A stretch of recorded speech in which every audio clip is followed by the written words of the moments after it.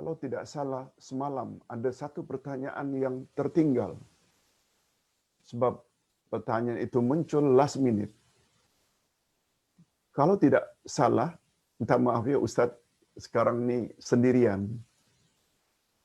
Pembantu Ustaz semuanya mengajar, anak-anak sudah mula bertugas mengajar di sekolah. Ustaz coba mengingatkan, Pak Ustaz, baru-baru ini ada satu orang yang, yes, kalau tak salah Ustaz ada sebut di dalam WhatsApp. Ustaz ingatkan dalam WhatsApp. Mohon pencerahan Uday. Oh, bukan.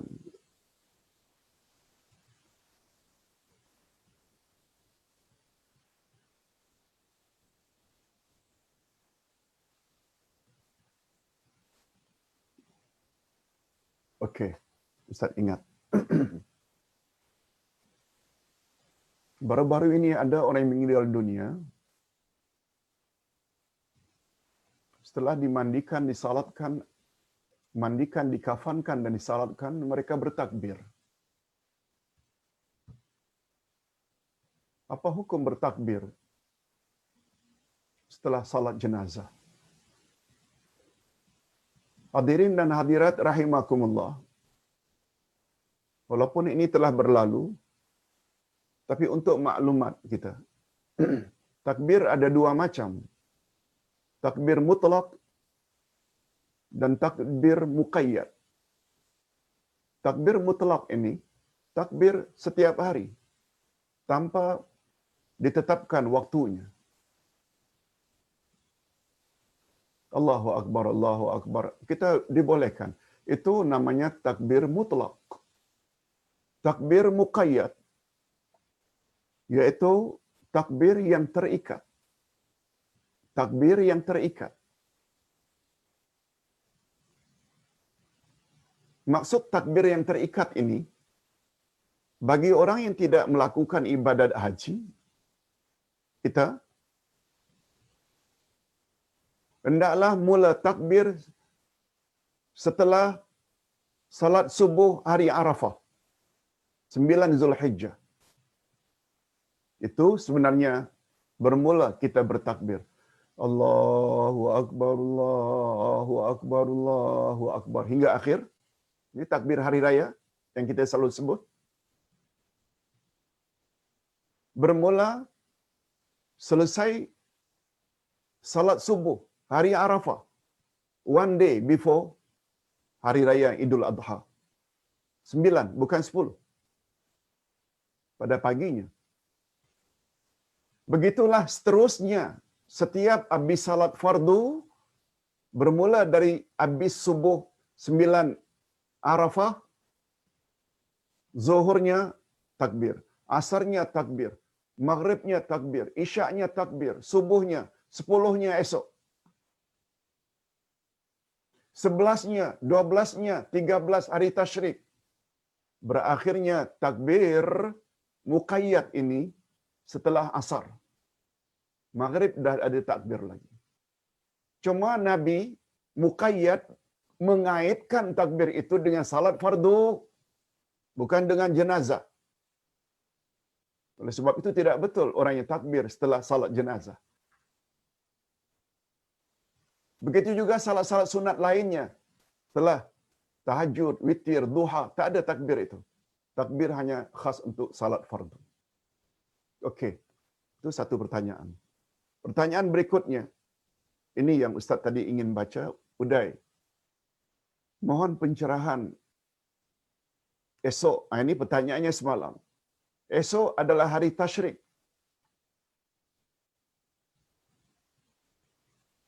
Hari Isnin. Dan esok juga adalah hari putih. Maka bolehkah saya berpuasa sunat hari putih dan sunat hari Isnin, sedangkan esok masih lagi hari tasyrik? Ini bukan pertanyaan sekarang, bukan pertanyaan malam tadi. Pertanyaan malam tadi lain lagi. Ini pertanyaan pada hari Ahad yang lalu. Ustaz lupa nak jawab semalam.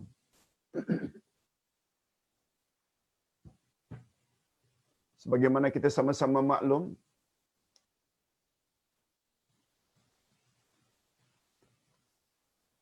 kalau hari raya itu hari Ahad, maaf, hari Jumaat. Hari Jumaat. Kita hari raya hari Jumaat. Hari Tasyrik bermula daripada Selasa.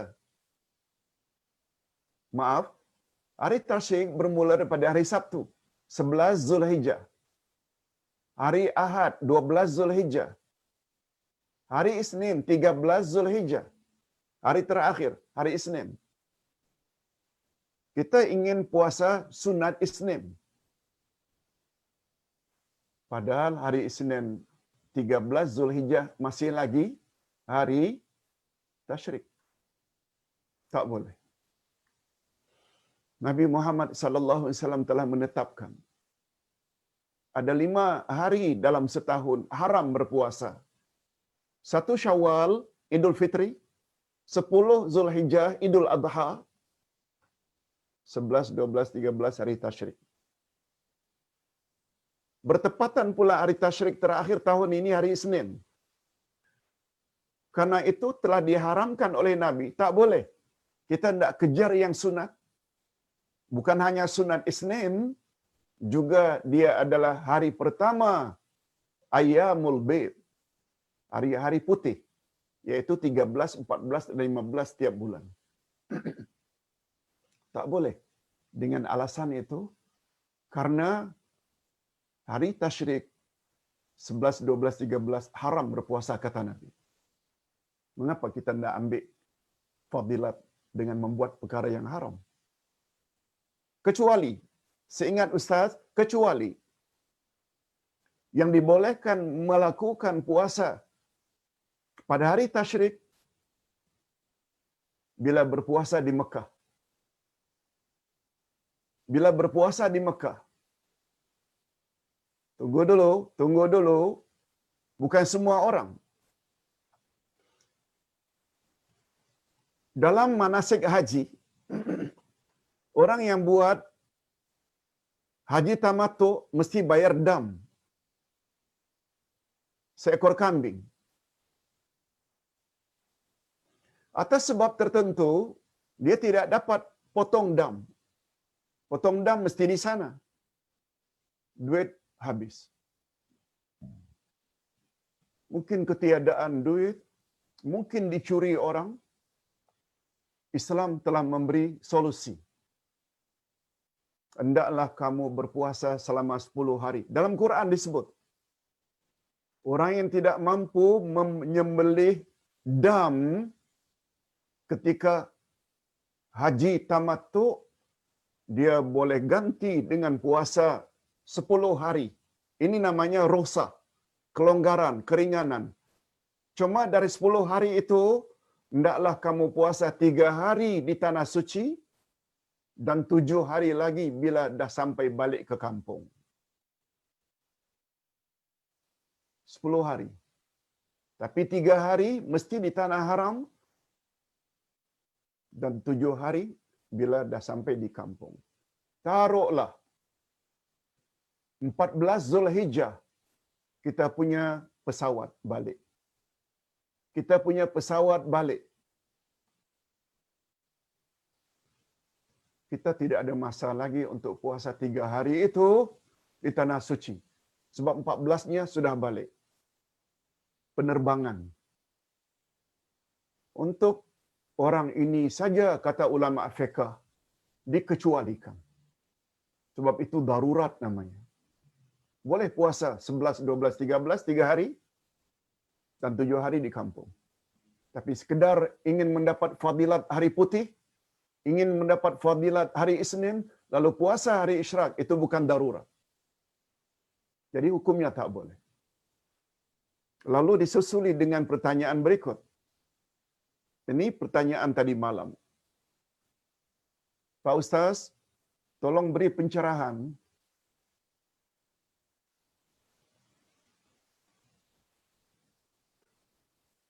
Boleh tak hari ini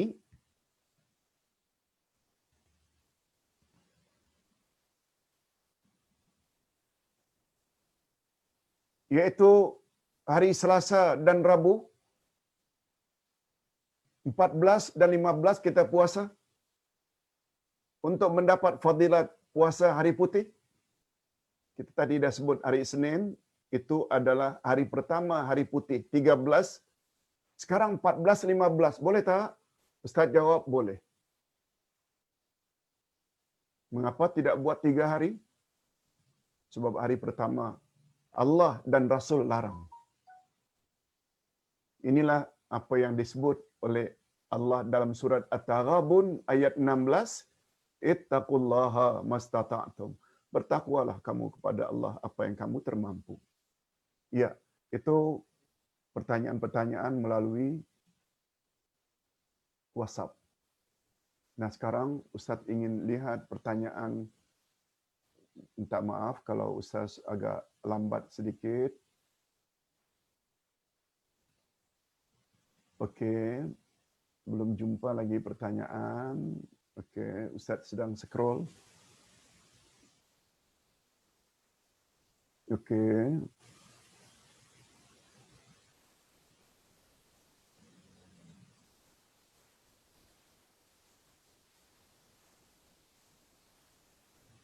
Tini Rahayu Martum, Alhamdulillah ilahin nas. Ya, mudah-mudahan dapat pahami rangkaian Rabbin Nas, Malikin Nas, Ilahin Nas. Mudah-mudahan kita semua jadi orang baik bila kita faham itu. Selanjutnya, Pak Ustaz, ini Assalamualaikum Uday. Apa pendapat Ustaz tentang seorang bersumpah dengan sumpah laknat, menafikan perbuatannya, padahal perbuatan yang dilakukan itu telah terbukti bersalah. Baik. Apabila seseorang bersumpah dengan sumpah laknat,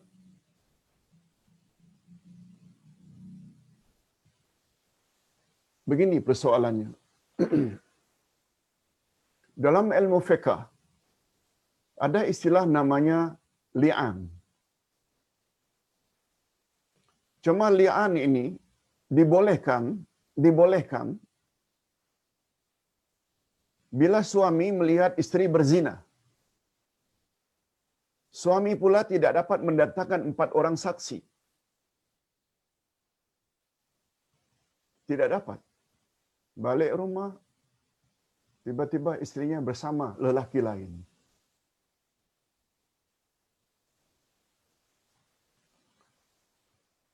Islam telah memberi satu solusi supaya rumah tangga tersebut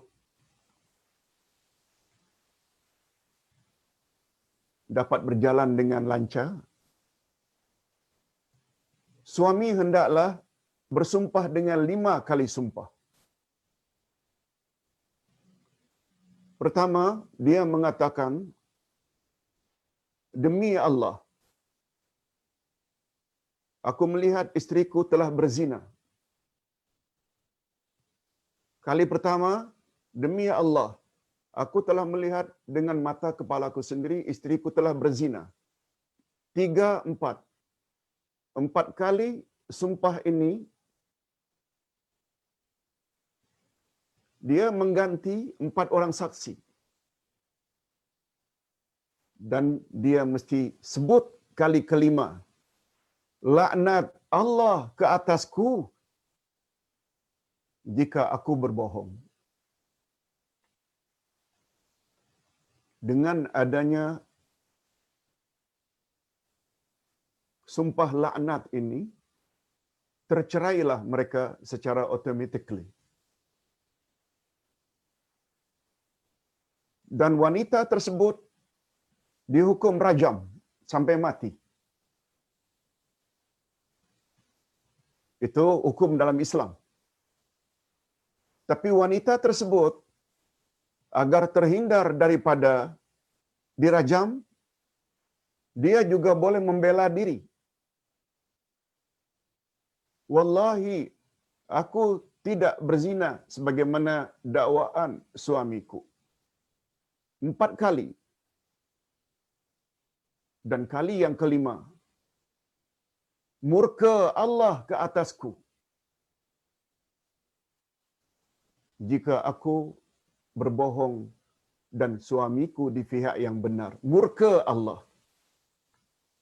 Timbul pertanyaan, mengapa suami mesti katakan laknat Allah ke atasku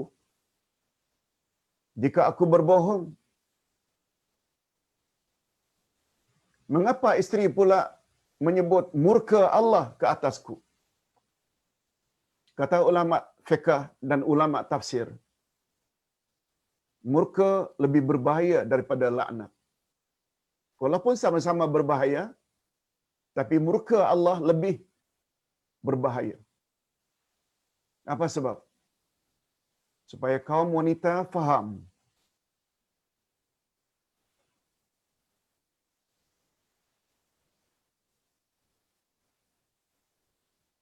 Isteri boleh berbohong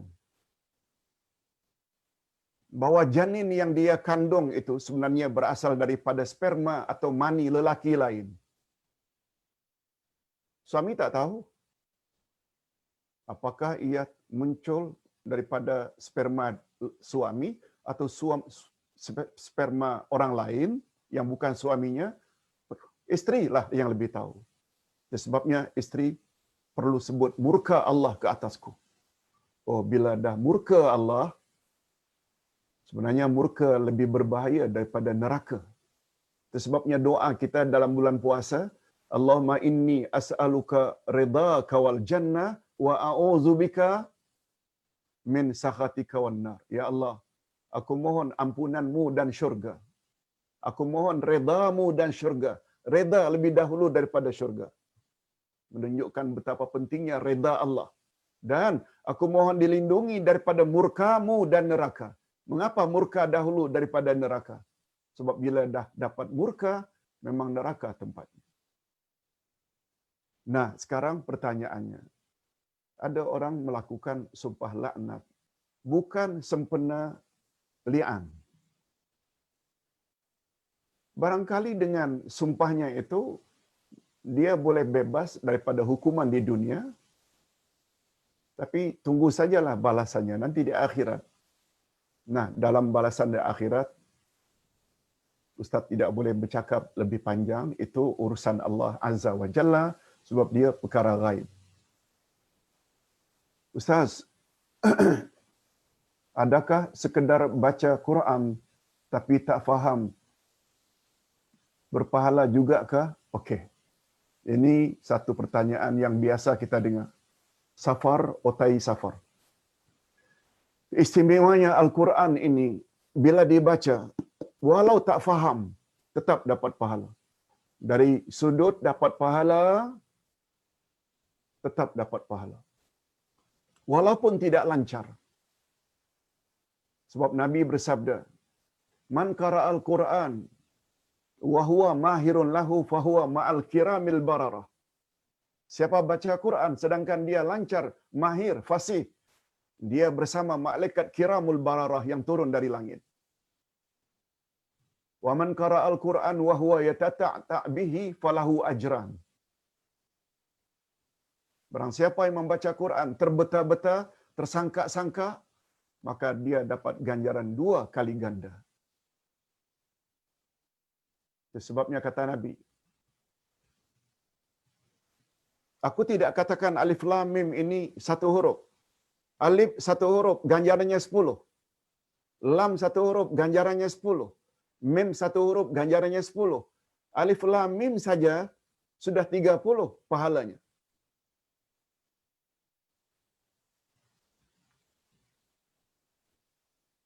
Semua kita tahu bahawa alif lam mim kita tak mampu memahaminya.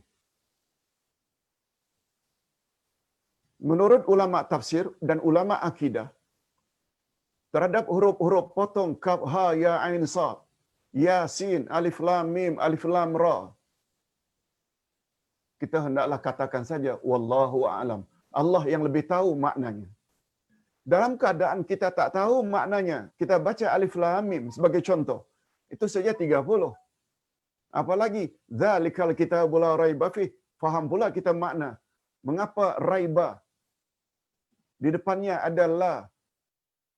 Tidak ada satu jenis keraguan pun di dalam Al-Quran. Dia adalah pedoman bagi orang yang bertakwa.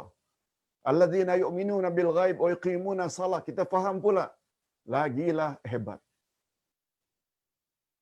Cuma kita hanya berani mengatakan, baca Quran saja belum cukup. Jangan kata tak ada guna. Jangan kata tak ada guna. Berguna sebab dia berpahala.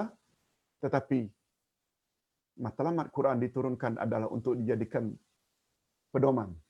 Bukan untuk sekedar dibaca. Dibaca memang dapat pahala. Tapi macam mana nak jadi pedoman apabila kita tidak faham kandungannya. Itu saja. Bagaimana kita dah ceritakan tadi tentang sikap iblis. Okey. Kita teruskan dengan pertanyaan berikut. Zalina Sabardi. Assalamualaikum Ustaz. Apa yang harus kita lakukan bila keluarga kita meninggal dunia atau kita melawat orang yang meninggal? Contohnya, membaca Yasin atau membaca Al-Quran. Sebab selalu saya mengaji dan membaca Yasin adalah untuk diri sendiri. Kecuali kita berdoa untuk yang meninggal dunia. Betulkah Ustaz? Okey. Kewajiban kita umat Islam terhadap orang yang sudah meninggal dunia ada 4.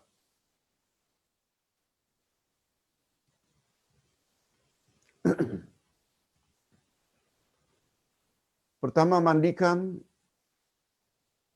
Yang kedua, kafankan. Yang ketiga, salatkan jenazahnya. Dan yang keempat, kebumikan. Masukkan dalam kubur. Itu asas. Bila kita ziarah kubur, kita digalakkan supaya ucap salam. Macam yang Ustaz sebutkan semalam. Jangan gunakan logik kita. Untuk apa kita beri salam, mereka saja tak boleh dengar? Nah, ini masalah ibadat. Masalah ibadat ikut saja. Jangan kita gunakan rasional kita. Okey.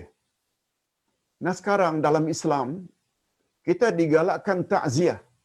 Takziah maknanya mengunjungi keluarga yang kematian. Itu takziah. Ucap takziah. Karena kematian seseorang. Laki-laki, perempuan boleh. Sebab sahabiat, sahabat-sahabat Nabi yang wanita juga bila ada yang meninggal dunia, mereka datang takziah. Kalau boleh kita bantu mereka dengan sesuatu yang mereka perlu. Seperti pemakanan umpamanya. Atau sedikit sumbangan umpamanya. Tidak ada salah. Bukan ramai-ramai datang untuk makan di rumah orang kematian. Itu salah. Itu salah. Kita yang bawa sebagaimana yang dilakukan oleh para sahabat ketika saudara Ali bin Abi Talib meninggal dunia yang bernama Ja'far. Mereka bawa makanan. Sebab mereka sedang sibuk, kata Nabi, dengan kematian tersebut. Okey. Adapun tentang bacaan. Sebenarnya yang sampai kepada yang mati adalah doa. Doa. Kita jangan berbual, jangan bersembang. Lalu menunggu waktunya salat jenazah. Lalu kita berzikir. Subhanallah, walhamdulillah, wala ilaha illallah, Allahu akbar. Bagus? Bagus? Kita baca Quran. Surat Sajadah ke, surat Yasin ke, surat Wad-Duha ke, surat Qul Huwallahu Ahad beberapa kali ke, surat Al-Kahfi ke, boleh, boleh. Kemudian diikuti dengan doa. Ingat ya, Ustaz tidak bermaksud apa yang kita baca kita hadiahkan. Itu ada satu pandangan. Tapi Ustaz lebih cenderung, setelah kita baca ayat-ayat Quran, lalu kita berdoa, Ya Allah, aku bertawasul kepadamu dengan nama-namamu dan sifat-sifatmu yang maha tinggi. Dan aku juga bertawasul dengan amal saleh yang telah aku lakukan. Seperti bacaan aku tadi terhadap surat Yasin, terhadap surat Al-Fatihah, terhadap surat ini. Kiranya engkau ampunkanlah segala dosa jenazah ini. Sebut namanya. Terimalah amal salehnya. Hindarkan dia dari azab kubur dan azab neraka. Itu namanya tawassul dengan amal saleh. Itu penjelasan dari Ustaz. Betul? Doa sangat digalakkan. Jangan berbual kosong. Baca Quran boleh, tidak ada masalah. Ustaz teruskan dengan pertanyaan berikutnya. Ustaz, Habsah Ismail, saya ada soalan berkaitan pengukuhan salat. Zaman ini rumah kita kebanyakannya tandas dalam bilik air. Apakah hukum atau status uduk yang kita ambil dalam bilik air yang ada tandas?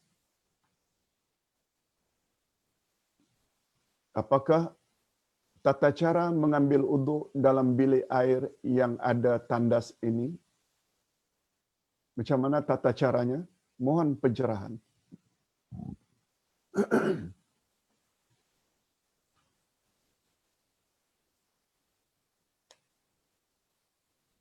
Ustaz pernah ditanya lebih kurang 40 tahun yang lalu. Baru sampai ke Malaysia. Ada hadis mengatakan, jangan kamu ambil uduk di dalam mirhat. Mirhat itu tandas. Jadi seolah-olah hadis itu melarang kita ambil uduk dalam mirhat. Dalam tandas, dalam toilet. Ustaz jawab, Tuan, berdasarkan pembelajaran saya dan pembacaan saya, mirhat dalam hadis itu membawa makna kolah. Kolah bercampur air sejuk dengan air panas, suam, kita masuk di dalamnya. Kita bersihkan badan. Itu dalam syarahan hadis itu mirhat dengan makna itu. Memanglah tak boleh kita ambil uduk air yang telah kita gunakan untuk basuh badan kita yang barangkali ada najis. Bukan mirhat dengan makna toilet. Cuma di dalam toilet yang di dalamnya ada tandas. Kita dilarang menyebut nama Allah. Galakan Nabi memulai uduk dengan bismillah. Jangan baca bismillah dengan lidah. Tapi bacalah dalam hati. Karena kita berada dalam tandas. Kemudian, kita macam biasa, orang yang beruduk seperti itu sah uduknya. Sebab makna mirhat tandas itu, jangan beruduk di dalam tandas. Tandas dengan makna kolam yang kita telah berenang di dalamnya, lalu kita nak ambil uduk di situ. Itu yang tak boleh. Dan kita, andai kata, rumah kita, dan kita berada dalam tandas seperti itu, lalu beruduk, yang tak boleh, kita sebut nama Allah. Jangan bismillahirrahmanirrahim, jangan. Cukup dalam hati. Wallahu a'lam. Ustaz, thank you very much Ustaz, penyampaian yang mudah difahami, jazakallah. Mudah-mudahan Ustaz dan family semua yang membantu sihat dan dalam rahmat Allah. Kak Harisun Zainuddin. Terima kasih Kak. Seterusnya lagi. Okey. Dari Raziah Muhammad, salam Uday, pohon pencerahan dan pandangan berkenaan dengan alim ulama di masa silam yang bermimpi berjumpa Rasulullah sallallahu alaihi wasallam, lalu baginda anugerah pada beliau satu zikrullah untuk diamalkan. Beliau lalu mengajar zikir tersebut kepada orang lain untuk diamalkan. Bolehkah kita amalkan zikir-zikir itu? Pertama, Ustaz ingin sebut, bermimpi ada 3 jenis. Dari Allah, dari syaitan, dan permainan tidur. Kecuali mimpi para nabi. Mimpi para nabi adalah wahyu. Sebagaimana Ustaz jelaskan semalam, Nabi Ibrahim bermimpi, menyembelih anaknya. Langsung disampaikan, ya bunayya, Wahai anak kesayanganku, tadi malam ayah bermimpi menyembelihmu. Fanzur kaifa tara. Bagaimana pendapatmu nak? Jawab si anak Ismail, ya abati fa'al ma tu'mar. Satajiduni insyaallah minas sabirin. Wahai ayahanda, sembelihlah anak anda. Buatlah apa yang Allah suruh. Ayahanda akan dapati anak anda sabar menghadapinya. Minta maaf, ini bukan dalam kuliah kita sehari dua ini. Tapi ini dalam khutbah hari raya yang Ustaz minta di kampung Malaysia, khutbah hari raya. Teks yang disediakan oleh Jawi memang ada menyebut ayat itu. Itu mimpi para rasul adalah wahyu. Tapi mimpi kita orang biasa ada 3 kemungkinan. Mungkin dari Allah, mungkin dari syaitan, mungkin permainan tidur. Yang kita banyak ingat sebelum tidur, maka terbawa-bawa dalam tidur. Cuma bila Ustaz jelaskan berdasarkan penjelasan semalam, kita hendaklah belajar agama dengan manhaj yang betul. Kita hendaklah belajar agama dengan manhaj yang betul. Nah, sekarang Ustaz ada jelas malam pada bahagian akhir, kalau tidak faham tolong dengar balik, iaitu manhaj talaqi wal istidlal. Manhaj talaqi wal istidlal. Manhaj makna jalan yang terang, sistem, kurikulum, metod Ahli Sunnah wal Jamaah dalam pengambilan dalil, dalam pengambilan hujah. Iaitu mesti berbalik pada Quran, Sunnah, Ijma' dan Qiyas. Nah, apalagi Ustaz manhajnya dalam pengambilan dalil, ini dia. Ahli Sunnah wal Jamaah tidak boleh mengambil dalil daripada bisikan, mimpi, kasyaf. Semua ini tidak boleh dijadikan dalil atau hujah. Sesuai dengan pertanyaan. Tapi dia mimpi, Ustaz.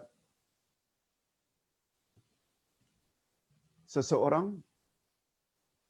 Rasulullah mengajar. Jawaban dari Ustaz, boleh dia amalkan, tapi yang mustahak mesti sesuaikan. Mesti tanya pada orang alim ulama, maknanya itu betul atau tidak. Ajaran yang kita perolehi melalui mimpi, walaupun kita mimpi Rasulullah, dalam akidah Ahlussunnah wal Jamaah tidak boleh dijadikan dalil. Lain halnya bila kita memiliki buku. Sebagai contoh, Ustaz ada buat buku Munajat Rasulullah, Wirid Rasulullah. Di bawahnya ada footnote. Hadis riwayat Imam Bukhari, number 6199. Untuk bacaan Allahumma inni as'alukal firdausal a'la minal jannah. Jelas. Ada referensinya. Daripada hadis Bukhari lagi. Lengkap dengan numbernya. Yang ini boleh. Tapi melalui mimpi, mungkin itu sebabnya Ustaz tidak kata tak boleh, tapi tanya pada orang yang tahu bahasa Arab dan orang yang tahu akidah, bercanggah tak? Bercanggah tak? Bercanggah tak dengan ajaran Nabi Muhammad sallallahu alaihi wasallam? Okey, kita teruskan.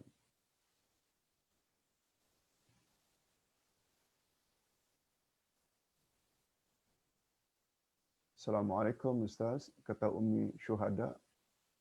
Saya dari Fatani, Thailand. Dapat ilmu melalui Ustaz, tetapi suara tak berapa kuat. Minta maaf ya. Minta maaf Ummi Syuhada. Mungkin ya lainnya tak begitu clear. Zalina Sabardi. Terima kasih Ustaz di atas pencerahan. Semoga Allah merahmati Ustaz. Amin, amin. Terima kasih.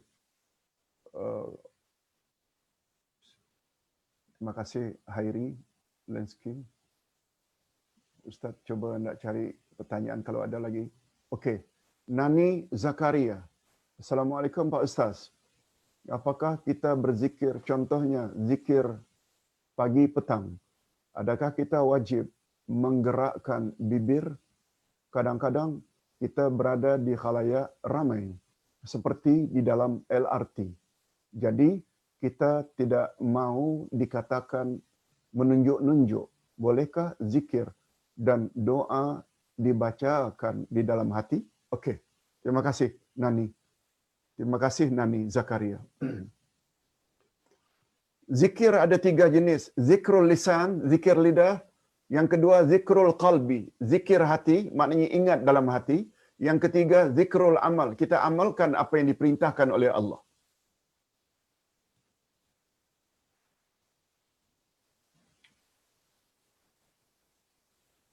Apa yang disebut oleh Nabi sebagai zikir, hendaklah kita sebut.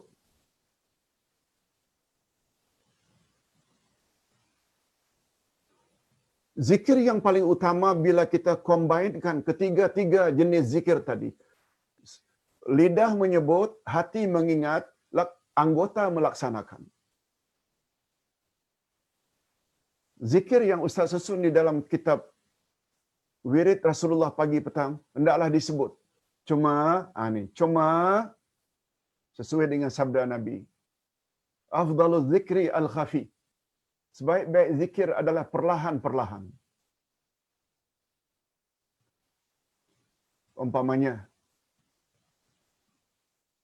kita berzikir umpamanya dengan membaca ayatul kursi. Kita berzikir umpamanya dengan macam-macam zikir yang kita sebut. Ya Hayyu Ya Qayyum birahmatika astaghis fa aslih li sya'ni kullahu wa la takilna li nafsi tarfata ain. Itu didengar oleh orang. Tapi kita juga boleh baca. Kita sebut, tapi telinga kita saja sendiri yang mendengar. Dan andai kata bimbang juga, barulah kita ambil sikap membaca dalam hati. Tapi bila disebut dengan zikir itu, dia hendaklah disebut sebenarnya. Itu sebabnya kata Nabi, afdalul zikri al-khafi. Sebaik-baik zikir perlahan-perlahan. Apa makna perlahan? Sebab zikir dalam bahasa Arab ada 2 makna. Zikir dengan makna sebut. Yang kedua, zikir dengan makna ingat. Itu sebabnya bila kita combine, mulut menyebut walaupun dengan perlahan, tapi hati memahami makna yang disebut, itu yang paling sempurna. Wallahu a'lam. Begitu Nani Zakaria. Ustaz. Terima kasih Ustaz. Okey, terima kasih. Alwiyah Abdul Rahman. Ustaz, bolehkah kita salat jamak takdim di rumah sebelum mula perjalanan? Okey. Begini, dalam agama Ustaz ada sebut dalam pedoman salat musafir. Dalam Islam, dalam perjalanan jauh yang kita boleh jamak dan qasar.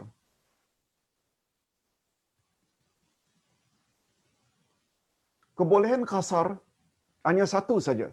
Kebolehan qasar memendekkan hanya satu saja bila sudah berjalan, melepasi kawasan. Umpamanya di Sungai Besi, berangkat jam 1, sehingga dinilai 1:30, kita boleh buat jamak qasar. Tapi bila ustaz berangkat dari Sungai Besi, sudah jam 2, pergi ke Johor, jam 2 dah masuk Zuhur, ustaz dibolehkan buat Zuhur dan Asar jamak, tapi tanpa qasar. Zuhur 4, setelah itu Asar 4, baru berangkat. Boleh. Walaupun sebelum berangkat. Yang tak boleh, kita kasarkan dua-dua. Tak boleh di rumah. Tapi bila dah sampai di Seremban ke atau Nilai, dah luar kawasan, kita boleh jamak dan qasar. Itu panduan ringkas dari Ustaz. Okey. Megat Abdul. Okey, ini yang terakhir. Assalamualaikum Ustaz. Kebiasaannya saya puasa sunat Isnin, Kamis. Pada tahun ini, hari Isnin jatuh pada hari Tasyrik, 13 Zulhijjah. Saya berpuasa pada hari Isnin. Sebentar tadi, Ustaz kata berpuasa pada hari Tasyrik haram. Macam mana ya saya Ustaz perlu buat saya, apa yang perlu saya buat Ustaz? Dah berpuasa pada hari haram berpuasa. Jazakallahu khair. Alhamdulillah. Bagus. Megat Abdul, tidak ada masalah.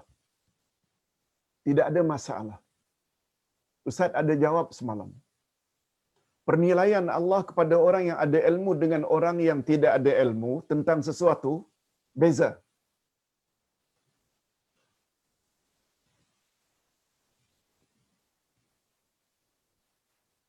Orang yang ada ilmu, lalu dia tidak ikut ilmunya yang betul. Itu boleh mengakibatkan amalnya ditolak. Tapi terhadap orang yang jahil, orang yang tidak tahu perkara itu sebenarnya tak boleh. Lalu dia buat juga. Dia tidak diberi dosa, cuma perlu tobat saja. Perlu tobat saja. Ustaz buat contoh semalam. Seorang sahabat salat dengan tidak tumak ninah. Kata Nabi, setelah salam, orang tersebut, salli wa anta lam tusalli. Salat balik sebab kamu tadi belum salat. Atau dengan kata lain, salatmu tidak sah. Dia ulang. Macam itu juga. Kata Nabi, ulang sekali lagi, salat lagi. Sampai 3 kali, dia menyerah. Ya Rasulullah, ini salat yang saya tahu. Boleh tak Tuhan tunjukkan cara salat yang betul? Lalu Nabi SAW pun demo di depannya sambil berkata, begini, bila kamu sedang rukuk, hendaklah tumak nina, berhenti sejenak.